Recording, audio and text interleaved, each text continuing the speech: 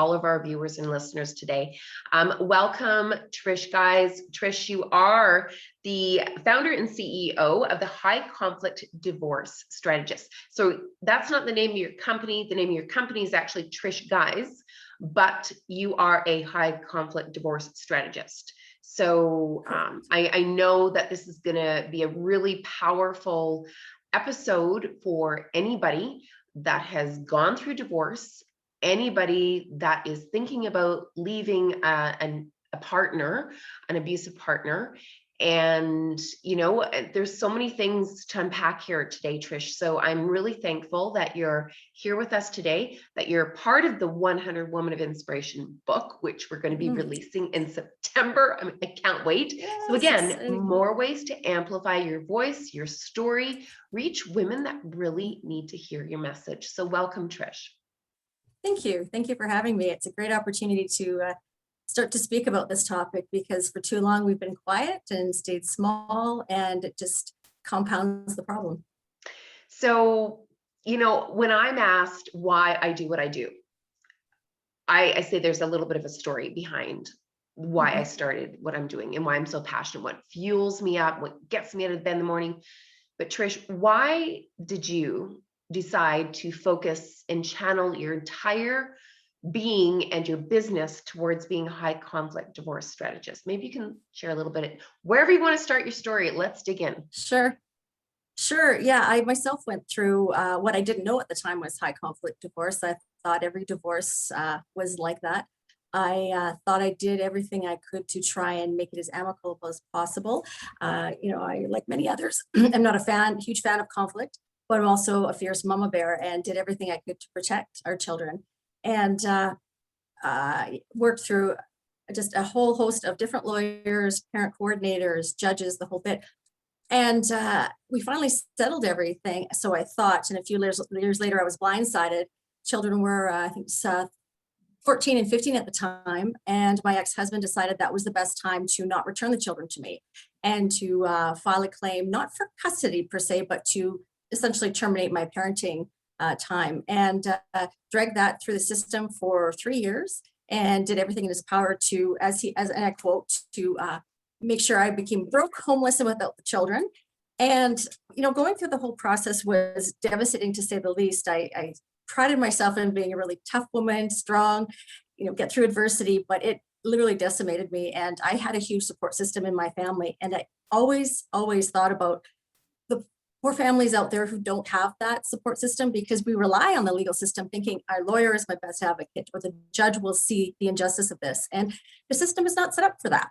And I learned that the hard way. And so I started to realize that there's a huge void out there for services like what I offer. I would have loved to have someone like me to demystify the legal system, to set me up for some realistic expectations, but also to help me advocate, because you rely on your legal advocate, your lawyer, or other people, and you put so much faith into them, and it doesn't always work out in your favor, because you're assuming they understand family dynamics, especially abuse dynamics, and they often don't.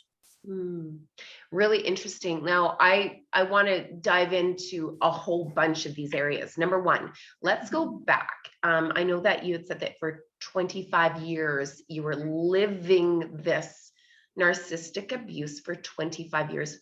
But here's, and I've done reading on it, and I'm very familiar with it, but they tend to gravitate onto people who are honest, who are good, that people like, they trust. It amps up their credibility. So they try and attach to those people. And because those people are always wanting to believe the good in those people, they're like, I know you have some flaws, but I see through that. You're a good person. And so you give those chances. So does that sound like your relationship? Oh, 100%. You hit the nail on the head, particularly the giving people chances and always seeing the good in people. You know, it's funny. One of the things that I've seen most common in myself, but also others that I work with, is that we tend to blame ourselves and think, you know, I'm so much smarter than that. Why? How did I end up in this scenario? I know, how did I get here? And then we place the blame on ourselves, as opposed to putting it where it belongs. I mean, we only did the best we could with what we had. And when you are raised, or you are the type of person to see the good in people, that is a noble quality. It's those others who see that and they gravitate towards that and they take advantage of that. That's one of the things, if I could pinpoint one thing that I cannot tolerate in life, is people taking advantage of others' good nature and using it to their own benefit and to the detriment of others, and kicking people when they're down. I can't stomach that. And that seems to happen more often. And we're not at fault, but we are complicit in that, in the sense that we do keep giving chances, especially when we're not knowledgeable about the narcissistic tendencies. There is no way possible that you could ever make them happy or fill that void. It's impossible, no matter what you do. So let me ask you, and I know 25 years is a long ways to go back. By the way, you don't look like it's been 25 years, just saying, Thank you. Trish. You're Thank you. stunning, and Thank you. the 25 years is just a little blip on the radar. But can you go back to before you got married? Did you see any signs looking back going, I wish I knew that sign. I wish somebody had told me about some of these things. Did you have any of those feelings or insights? Yes. Or little intuition, your intuition bugs going off?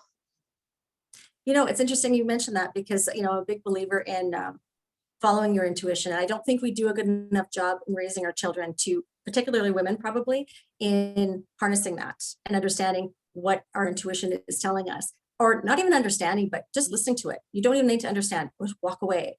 I read a book called Practical Intuition by Gavin DeBecker years ago, and it speaks to that. And it makes so much sense to me that don't poo-poo the idea. Your brain is telling you something. And, when I was younger, it was the small things that perhaps I just sloughed off or thought was cute. Simple things like, he would say to me, you're not wearing that out with us, are you? And I've never heard that before. And it stunned me. So I thought, I guess not, I'll go change. It was just minor insidious things that were just a one-off here and there. It irked me, but I thought, well, okay. And you can't make sense of it. Or he typically, at the time I didn't notice, but he was very adept at making himself a victim, would tell me all the things about his childhood and drew me in. I'm the type of person that I fall for that, and I want to help and fix. And he often would say, like, he liked associating with my family because it made him feel normal. And, you had mentioned that to a certain extent, they want to gravitate towards people like us because it makes them feel normal. Had no clue. I thought, oh, nice, as opposed to, wow, you better run. And it's unfortunate and that's why I think it's good that we talk about these things. People are so afraid to say, don't label people the narcissists. They're not diagnosed. Fine. But I'm talking about the actual behaviors. These are red flags. We need to start looking at that. There is greater harm in staying and hoping that it works out, as opposed to taking the chance and maybe misdiagnosing them and leaving. I just think there's too much damage to be done, and it can decimate your whole life. It's just not worth it. So let me talk about the deceit, the little white lies where the untruths, and how it's just, is it one truth, one untruth, or has there been any truth to it? I mean, how incredibly hard is it to deal with somebody who's completely doesn't care about the truth? I really struggle with that. I recognize now, over the years through the divorce, I thought naively that some of the untruths that were given were just to serve a purpose, just to get out of trouble, just to get what he wanted.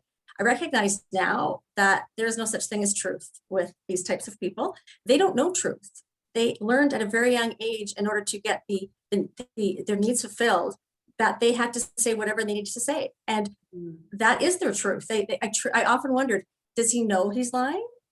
Or does he convince himself that this is the truth? And I truly believe that in most cases, what they say is the truth to them, because they don't know anything different. And whereas with us, I can't fathom somebody who doesn't care about the truth, doesn't care about authority, doesn't care about the children, doesn't care about long-term effects, only cares about themselves, and sometimes doesn't even care about that, because they know there are going to be ramifications for not following a court order, but doesn't matter. I'll never be able to wrap my head around that, which is a good thing, because that means people like you and I don't have those narcissistic tendencies. It's impossible. You either are or you're not.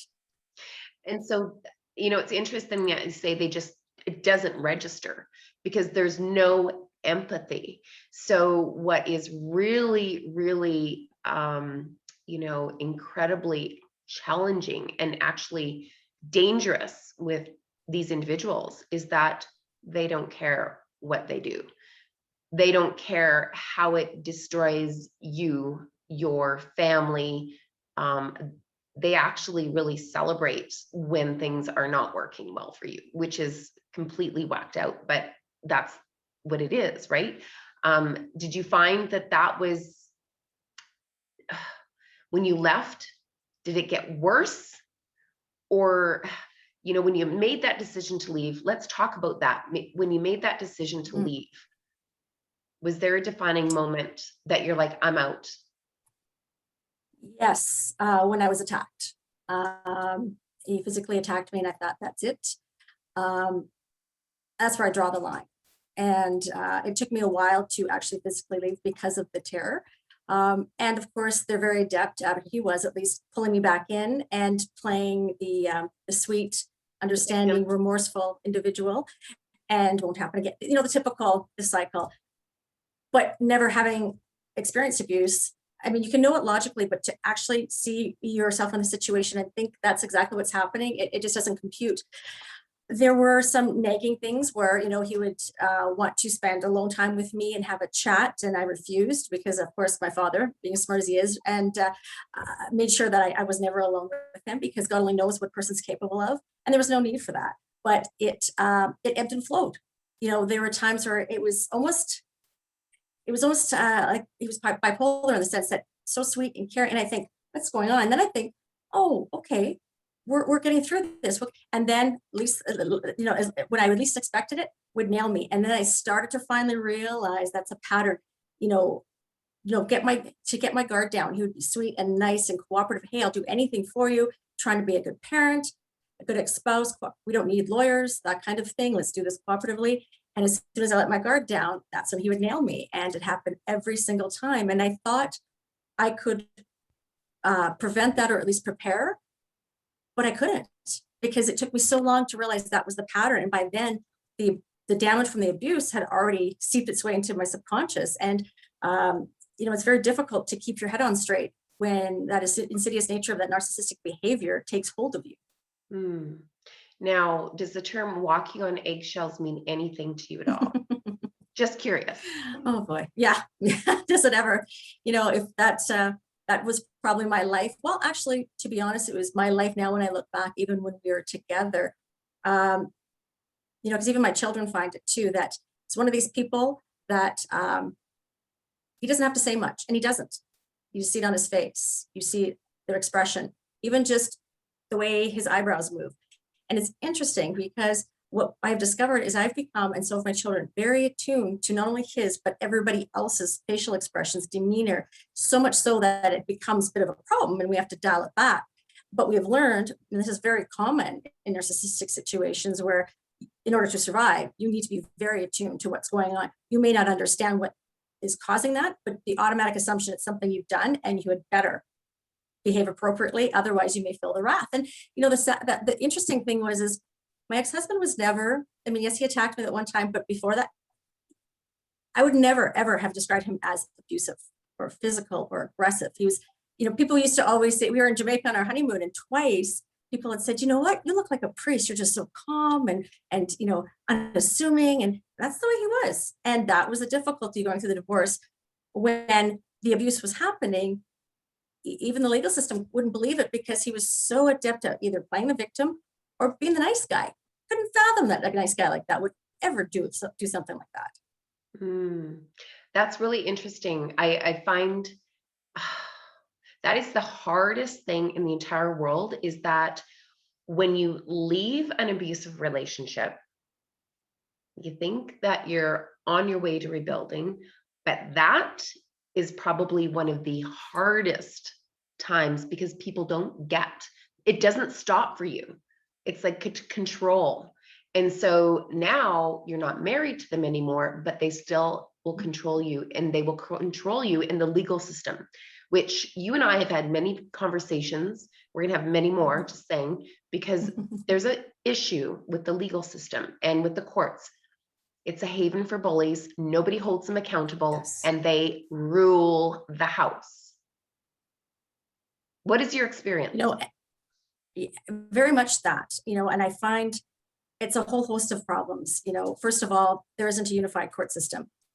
Forcing families or victims to time and time again go and tell their story to a different judge is re-traumatizing them and should be illegal, frankly. It is the worst thing you can do to an individual. And what ends up happening over time is they stop telling the story because they don't want to re-traumatize themselves. And in the end, people start thinking, guess it wasn't that bad. There's also that assumption because as we all know, if you haven't experienced this, I myself, before I experienced it, you can understand it logically, but you have to experience it in order to understand the dynamics. And judges typically, as well as lawyers, are not, they don't take a ton of psychology. They don't take they don't learn anything about family dynamics.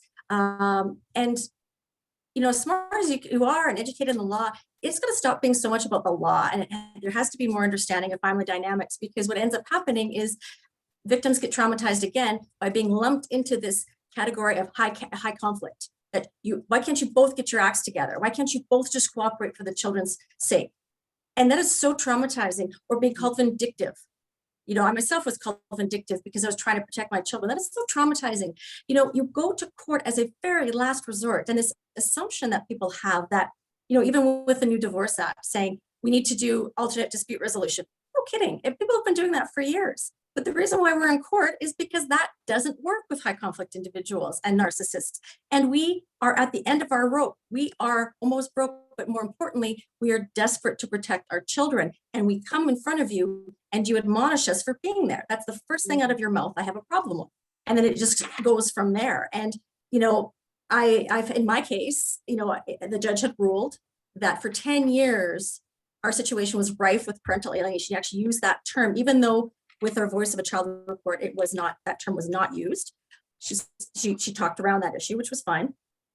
Actually, it's not fine. Actually, we got to talk about that too, because that's not fine to not identify it and not talk about it.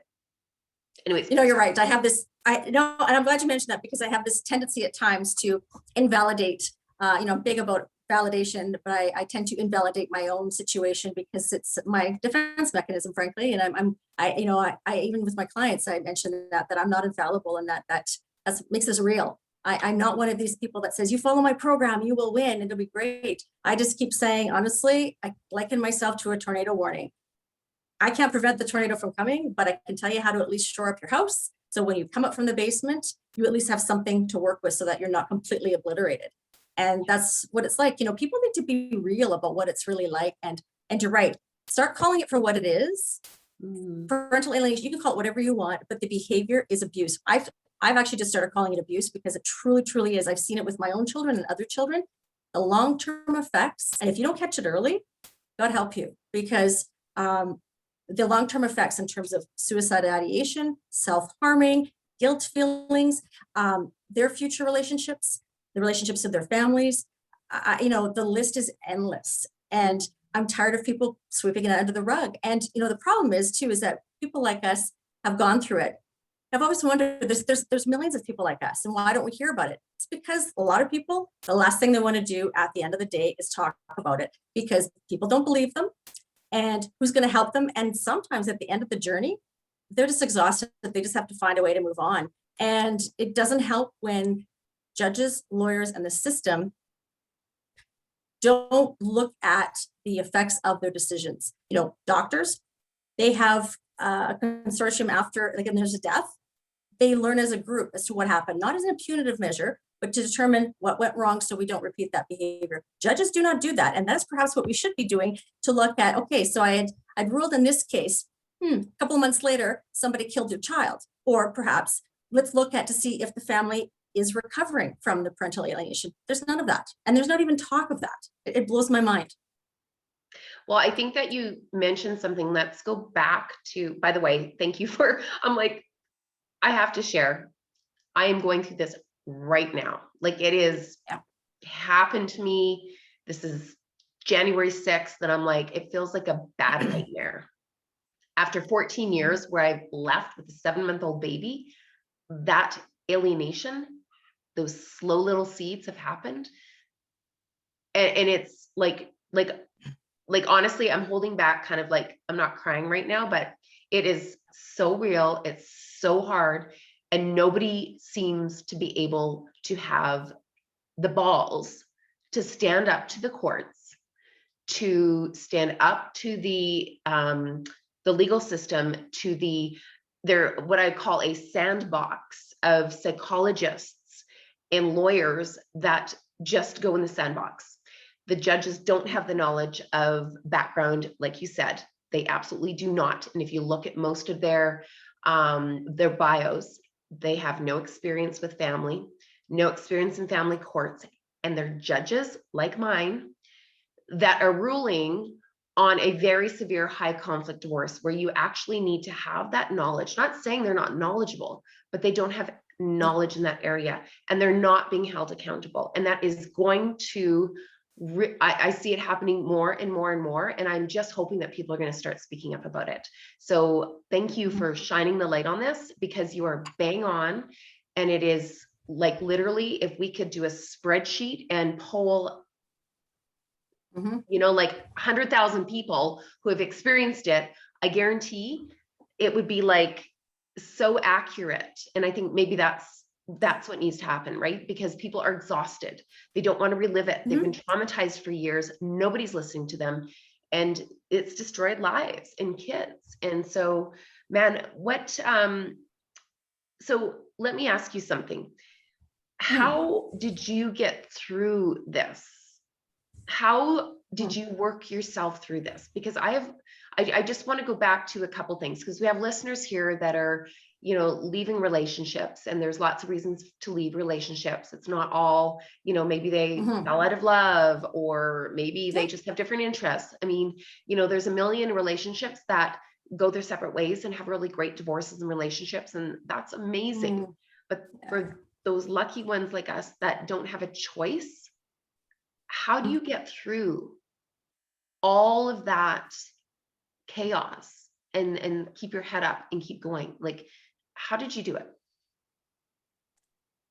Well, you know, it wasn't easy, and there truly is no magic formula. And that's what I try and tell people is, yeah, you know, everyone's different. But I think one of the biggest things was what they call radical acceptance. At some point, and I don't even know what precipitated it, I don't even know why it happened at that point, I had to be logical, because there's so much emotion involved, and it's like your nerves are exposed. Literally everything, you know, for instance, I'm sure you can attest to this. We never missed a hockey game, never missed a soccer game. Daughter played soccer, my son played hockey. I found it difficult after the alienation happened. My daughter had quit soccer by then, but hockey, I used to look at families that we knew well and feel this intense jealousy of, God, how nice that must be to be able to take your son home with you.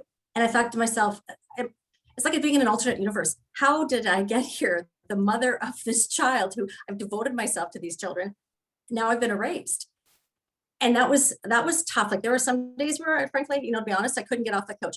The first 6 months, probably, I could not function. I don't even remember it. It was a blur. It was like what it must be like when people's children die or abducted. Like, honest to God, I can't imagine a child dying, because it felt like death. It really did. So eventually I thought to myself, I have to bring some kind of logic or rationality into this. And so I started at some point radically accepting, and it became easier as the kids got older, in the sense that I had to convince myself that, you know what, eventually they're going to move out of the house.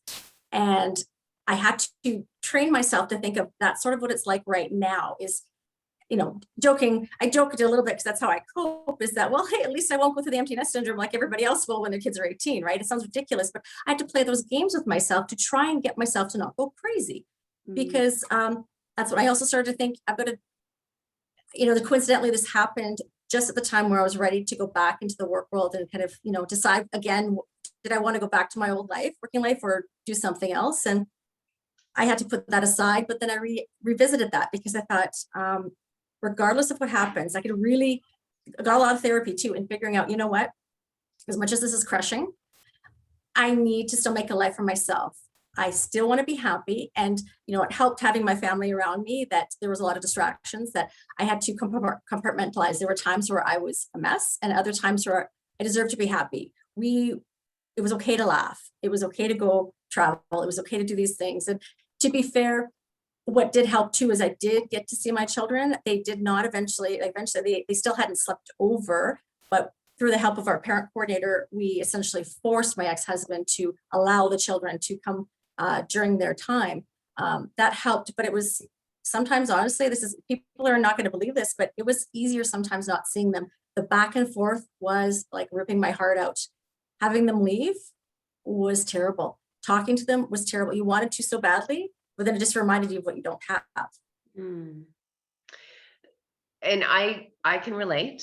I'm only 3 months in, and like I wake up every morning going, why is it not just as easy as going to pick him up at school? Why can I not just pick him up at school? Why can I not just do that?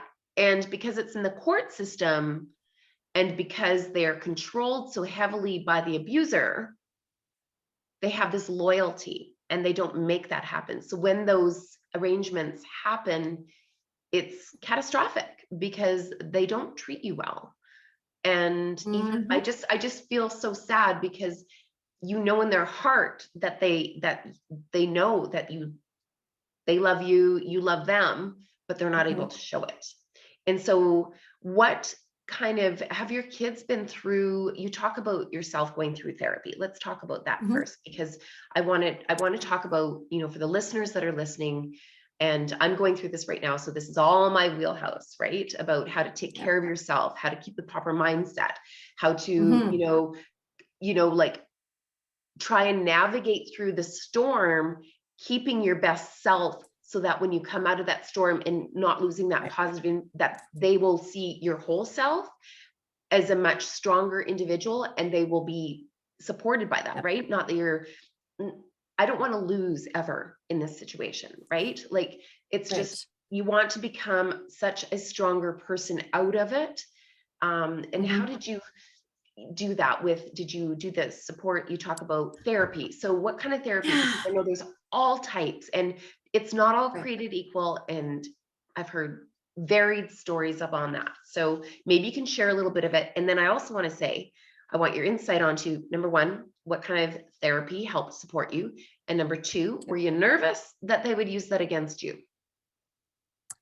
Good questions. The therapy, I've worked with a therapist since the kids were little, because we had an issue with her nanny when the kids were little, and we were working with her, and she's known our family for years. Wonderful woman. She's real. She doesn't talk in theory, and she just gets it. So I did a lot of typical talk therapy with her, and it helped that she understood the dynamics of our family. I didn't, part of the therapy, if I had to see somebody new that was tough, was again to tell my story. Because what I started doing is I started not including some things, because you know what, and this sounds crazy too as I say it, I didn't want him to look bad. I didn't want to look like I was bashing him. But in actuality, what I'd be doing is talking about facts. Even now, I'm careful as to what I say. And I think, no, like I'm not, as an individual, yes, I'm sure he has great qualities, but my reality was such that it was torture for myself and my children. So talk therapy was good, but what I found most incredible for me was EMDR as well as art. Those two, I can tell you, were groundbreaking for me. I didn't do them early enough. I did them years later. I think the last time I did that was probably 2 years ago. And I tell you, I went a few times. I would highly, highly recommend that for people, because it is such a different, I've done CBT, I've done all sorts of other things, but those two were crucial. I don't know of anyone that it hasn't helped in various different situations. I couldn't recommend that enough. And we also did reunification therapy, which was not helpful. I don't think it was structured properly. And the kids have seen different therapists. At some point, though, they got tired of it and stopped going. My daughter does still see somebody who's fantastic. But, after a while, you can only go to so much therapy. But the theory was with us is, why do we have to go and dad doesn't?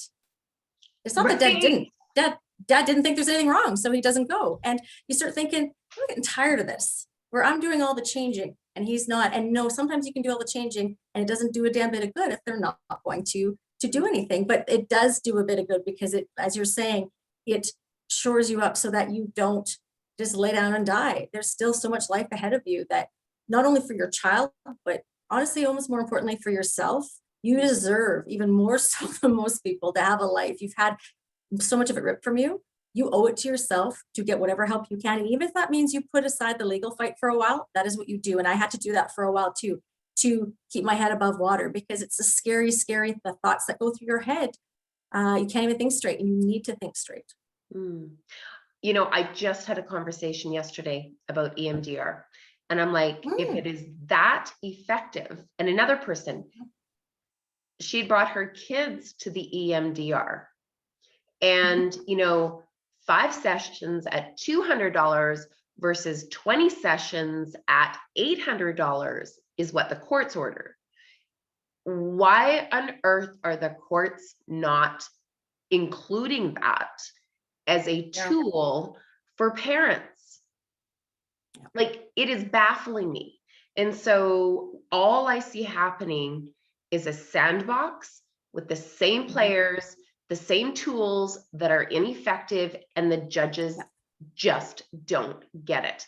And something's got to stop, because I got to tell you, I'm at my point where I'm not willing to wait another month or 2 or 6 months until, you know, like, we have children that are young, like you said, 14, they're minors. You know, it's a difficult age. I was a teenager once, you were. It's a difficult age for them to begin with. But man, oh man, EMDR, I want you to share a little bit about that, because I'm still learning, and I'm sure that not all of our listeners know exactly what that is, because let's talk about some of those tools that we can empower ourselves to do. Yeah, it's, you know, I don't know, I can't talk technically about it. It's, you know, that's not my wheelhouse. I'm not a psychologist, but the concept is this, I'll talk in real terms. Perfect. So what happened with me is we did a bit of intake at first with my therapist. And so she understood the crux of the problem. And I had to choose an event or a series of events that I want to work through with it. It's just not life or big. You really want to kind of specify. And so we have these 2 instruments that pulse in your hands, and you close your eyes, or I did.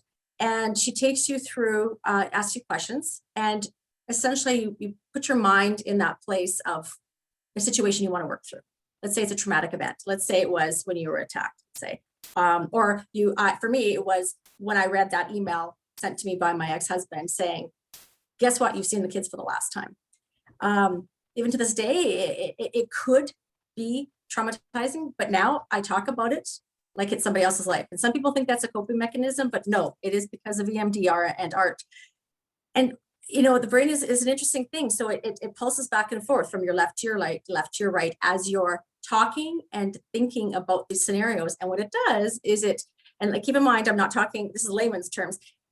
Your thought process go back and forth on the left and the right hemisphere, and somehow magically it helps your brain process it so that you kind of desensitize yourself to the emotional. So it's almost like there's your lived experience, and then it's choosing you a different outcome for that experience. That's not painful.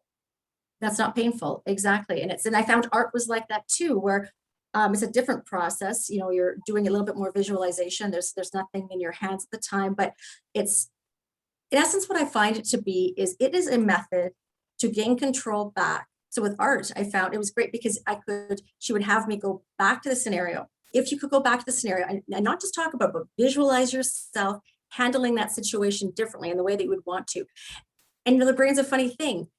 You know, like people say, don't say nasty things about yourself, because your brain does assimilate that. And, you know, the more we did that, the more I started to feel a sense of mastery, a more sense of less victim, more in control. And sure, it didn't change the situation because that happened in the past, but it changed my mindset. I finally was starting to slowly get my mastery back and not feeling like no matter what I did, I was going to get beaten down, because you do start to feel like a victim. And I never wanted to feel like that, but you start to give up and think, what's the point? Because the courts don't help, because the psychologists can't help. Truly, they can't. You have to help yourself. Now, that does not affect in terms of getting your child back, but bare minimum, that at least makes sure that you're okay. And then you can do what hopefully you need to do in order to get your child back, which there's never any guarantee. But I can tell you, you have to experience it to believe it. And if you're going to do any therapy, I would try that first and not wait. not wait. It's never too early to do EMDR, in my opinion. And so the conversation that I had yesterday was post-traumatic stress disorder.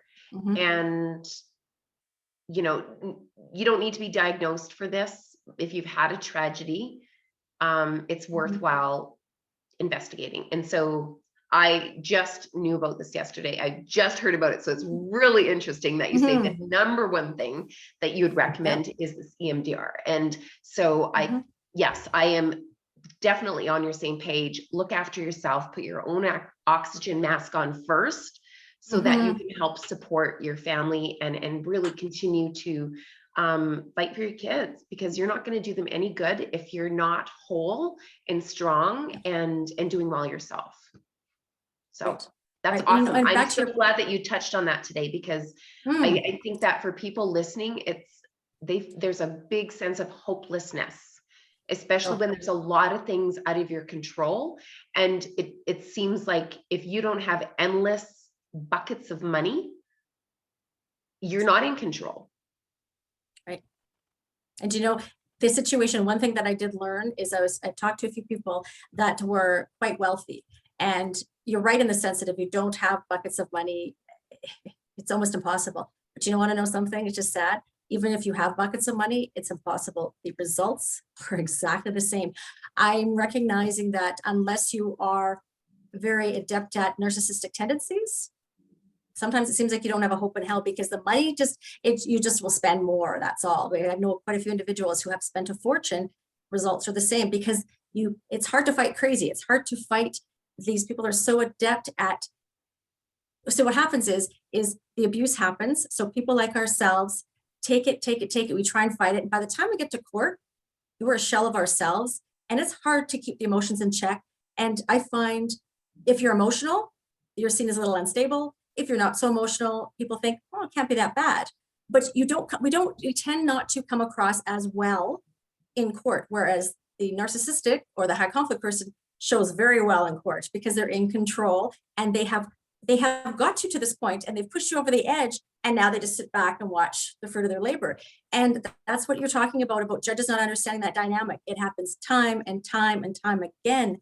It is a given, and they don't know. It's hard for people to see. I was fooled. You were fooled. Lots of people are fooled. So why wouldn't judges who have never experienced it?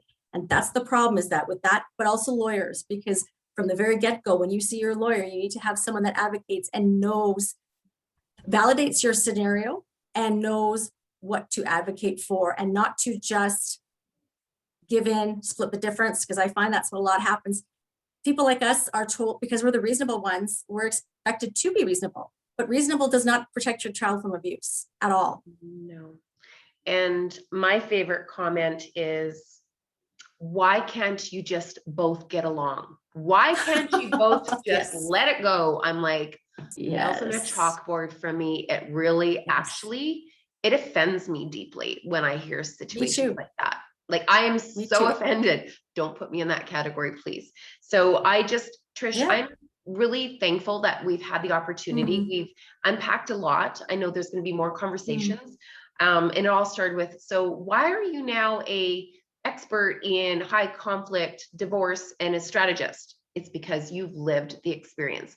And I truly believe that nobody could ever really understand fully unless they engage with somebody that has been through the lived experience, been through the entire war zone of the legal system, and had that heart-wrenching behavior happen that's torn your family apart, for you to understand how you got through that, how you can help support anybody. So thank you for being brave to share. And again, I'm with you on that. It's not about telling the story to put somebody else down. It's not about that, but it's about telling the story so that you can empower somebody and make some change. That is the bottom line here. And so you are an amazing woman. I am so blessed that you're, part of our world and our network. And I just see how many people your message is going to help serve. So I really appreciate that. Now, I want to get on some fun stuff before we end, because like, we talk a lot about business stuff and some deep stuff that's really hard to talk about. But you have moved on, and you have a husband and a great relationship now. And so I want to talk about, you know, how are you, like, what are some of your goals? Like, what are some of the things that you're most Mhm. proud of that excite you? Well, one of the things that I am most proud of, and my children have said this too, is something I didn't recognize. My daughter and both my son and daughter have said to me that exactly what you said, that I've survived and also am doing something for myself now. They love seeing me flourish and being well enough and passionate enough again. I found that passion again that I used to have to help others. I mean, that's always been my thing. It sounds so cliche, but it's true. And especially the underdog, I've always been, since I was little, rooting for the underdog, and they see that. I think it's important for them to see that too, that because for a long period of time, they knew mom was their rock, and they knew mom could fix almost anything. And that killed me too, knowing the most important thing in the world I couldn't fix. And I did not want them to go into the world feeling helpless and feeling like, wow, things are just going to happen. But now coming out of the ashes like this, rising from the ashes, and actually taking what happened in my life and doing some good with it, I think has been great for them. And I'm quite proud of that. And also I'm quite proud of the fact that I'm strong enough to help others without it triggering me. It doesn't anymore because I've done the hard work. And I'm also proud that I'm able to keep a second relationship together. It's kind of a neat story. My current husband and I, we dated when we were teenagers. We used to work at the same drugstore, and then we went on with our lives, and both of our marriages fell apart, and we reconnected, and it's been wonderful. And honestly, even though we've had a tough road, it has all been worth it in the sense that, he and I, we work really hard at a relationship too. And we see the good. Plus he's been through alienation himself, which has been a godsend. It's been horrible, but a godsend too, because we get each other and we've been able to support each other. And after having a not so great relationship to begin with, that has been such a gift. It's been wonderful. And so your kids are now back in your world. Yes. Oh my God, I got goosebumps. I'm so happy to hear that. Yeah. Like, you're smiling ear to ear. And, Yeah. if your kids are listening, your mom's a rock star, and you're very Thanks. proud of her, They'll roll their eyes, but yeah. And, like, honestly, like, I'm so happy to hear about that. And I love the fact that you can give hope to women that they're going to have another relationship, a good relationship. Don't give up on those healthy relationships, because we have to take a pause from a lot in order to get through, right? And so that's the last thing on the agenda, is having a healthy relationship, because you don't have time for that. So I really love. And we have a lot to offer. People like ourselves, the reason why these narcissists attach to us is because we have so much to give. We're such good people. And I often wonder, like, why me? And that's why. It is almost in a weird, twisted way a compliment, because we're such great people. They want to be like us. So don't waste that. You have so much to offer. There will be somebody out there much wiser now, so you'll choose wiser, that there is someone out there who will value the great qualities that you have, and people like us. And that's something that can get lost if you don't take care of yourself. So that is an amazing way to end. I know that we're coming up upon our time together, but so Trish, there's going to be listeners that are probably going, please, Monica, can you please share how I can get a hold of Trish? Because I would love to connect with her. And I do have to say that you and I had a conversation. We had actually met on LinkedIn and had a conversation, and it was powerful. And I want to say that you know what you're talking about. You are an advocate of women, and anybody that reaches out to you and ends up working with you will definitely be fully supported. So how can they get a hold of you, Trish? Is it through LinkedIn, a message on LinkedIn if they're hearing the comments here, and just say, we heard your podcast with Monica. So, they know exactly what we talked about, and you can kind of get a little bit of insight on why they're calling, or how else? Yeah, no, that's a great way of doing it. If they can contact you, but the best way would be either through my website. It's Trish Guise, TRISHGUISE.com, or through email, trish@trishguise.com, or you can find me on LinkedIn, Facebook, Instagram. They can contact you. There's many ways. I'm around, and I try and be as visible as possible. Well, that's awesome. And I really love the fact that this has been such a authentic conversation. And I really thank you for being so transparent in everything that you shared with our guests and our listeners today, Trish. And I'm really excited for you to share this message on a larger stage, of course, with the 100 Woman of Inspiration book coming out in September, and for the 2021 Roadshow, where we're going to have a lot of fun, female leaders from across Canada, diverse industries, and we're going to definitely, drive some change. So thank you, Trish, for this amazing interview today on the Woman of Inspiration podcast. Is there anything that you'd like to leave the listeners with today? Well, I'd like to leave you with one thing, and then the listeners. I'd like to extend a message to your child and say that if you're listening, or when you do get to listen, that your mom is a rock star, and that your mom is doing so much for other people's babies and other people's kids and other moms and even other dads out there, and just trying to raise awareness. And she's somebody that needs to be celebrated, and you're lucky to have such a great mom. So that's for you. And for everyone else, I just want people to, I think hope is the best thing. I don't want to give people false hope. I think there's a lot of people out there that might be giving the message of, if you do X, Y, and Z, go through my program, you will win. We need to stop the vernacular of win-lose, because when there is a win-lose in the family, ultimately the child loses. But more importantly, we're always, as great parents, we're focused on our child. We have to focus on ourselves. If we focus on ourselves, it's impossible. It's in our DNA. We will take care of our children. Please don't forget about yourselves, because your kids need you. Please take the time, even if you need to ignore the legal process for a while. Please just be your own support system if you need to be, and because you're worth it, and the world needs you. Beautifully said, and thank you so much for your kind words. And that's one thing that I always worry about, is what happens if the kids listen? How are they going to feel? And only gratitude to the support networks to help keep those kids, as strong as we possibly can. So thank you very much, Trish. And I look forward to seeing you on the Roadshow 2021. Have a great day. And thanks again for an amazing interview. You bet. Thanks, and see you all soon.